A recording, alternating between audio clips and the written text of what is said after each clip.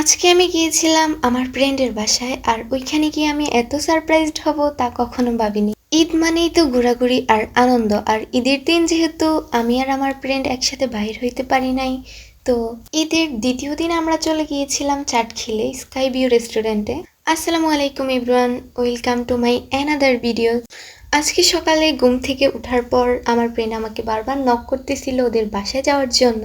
প্রথমে আমি বলছিলাম যে যাব না, দেন তারপর রাজি হই আর ও আমাদের বাসার সামনে আসে একটা রিক্সা নিয়ে। তারপর আমরা খাওয়া দাওয়া করে প্ল্যান করি যে কোথাও ঘুরতে যাব, যেহেতু আমরা ঈদে এখনো কোথাও বাইর হই নাই। কিন্তু কোথাও যাওয়ার আগে আমরা যে মাস্ট যে কাজটা করি সেটা হচ্ছে পুল কেনা। আমরা আর যাই হোক পুল কেনার কথাটা ভুলি না, আর বরাবরের মতো তো পুল আমার ভীষণ পছন্দের। তারপর আমরা এখান থেকে কিছু ফুল নিয়ে নিই, আর এখানে ও আমাকে একটা ফুলের মালা পরিয়ে দিয়েছিল হাতে। যদিও এটা আমার অনেক ড্রিম ছিল, তাও পূরণ তো করছে।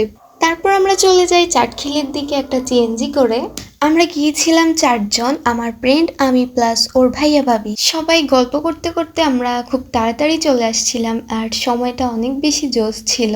তখন অলমোস্ট বিকাল হয়ে গিয়েছিল, আর ঈদের সময় তো রেস্টুরেন্টগুলোতে অনেক বেশি ভিড় থাকে আর অনেক মানুষজন।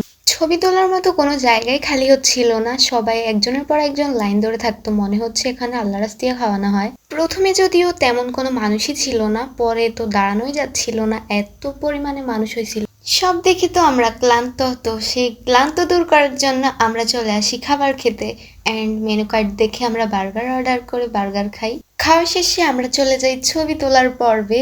মূলত আমাদের মেন টার্গেট তো থাকে ছবি তোলাই, খাবার না খেলেও চলে। আমার ফ্রেন্ড আমাকে অনেক সুন্দর সুন্দর কিছু ভিডিও ক্যাপচার করে দিয়েছিল, প্লাস কিছু পিকও তুলে দিয়েছিল, অনেক বেশি সুন্দর হয়েছিল। এরপর আমরা বাসায় আসার সময় গিয়েছিলাম রয়্যাল শেপে। ওইখানে দেন আমরা কিছুক্ষণ ঘোরাফেরা করে তারপর বাসার দিকে চলে যাই। তো আজকের ব্লগটি এ পর্যন্তই, দেখা হচ্ছে কোনো নেক্সট ভিডিওতে। ভালো থাকবেন সবাই, আল্লাহ হাফেজ।